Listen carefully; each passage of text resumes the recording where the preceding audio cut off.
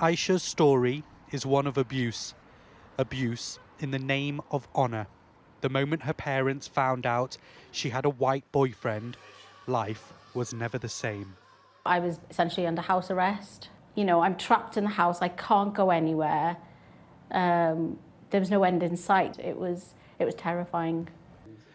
At the age of 22 from South Wales, her parents took Aisha back to India on a false pretense. They claimed her grandma was unwell, but in fact, they wanted to force her into a marriage with a man she'd never met. I was also threatened with violence from the sort of local, I suppose you'd call them mujahideens. And so my dad told me quite plainly that if they knew what I had done, they would shoot me. My mother had insinuated that there could be, you know, even worse retributions, fatal. When she returned home, married against her will, only then did she manage to escape the constant coercive control of her parents.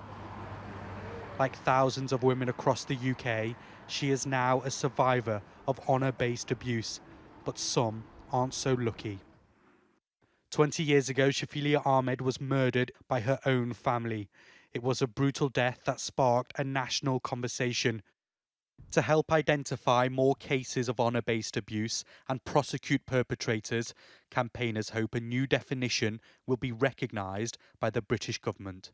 It's really vitally important that those that are on the front line that have an opportunity to identify it, such as police officers, social workers and health professionals who are the touch points really for victims, that they have a real clear understanding through a clear definition of what it is to be able to offer the best support. The charity also claims policing around this issue has regressed. So as well as introducing this definition, they're demanding a re-inspection of forces across the country. At Heathrow Airport, the Minister for Safeguarding was keen to show the government's proactive approach. At the moment, the strategy definition might not be helpful, but I'm going to look at that and I will look and listen with everybody else in the Home Office and we will consider whether there needs to be a change. But at the moment, we do have definitions of domestic abuse and honour-based abuse. This issue is entrenched in cultural and traditional complexities, but knowing exactly what honour-based abuse is and what it looks like could be the beginning of ending this injustice. Inzamam Rashid, Sky News, Warrington.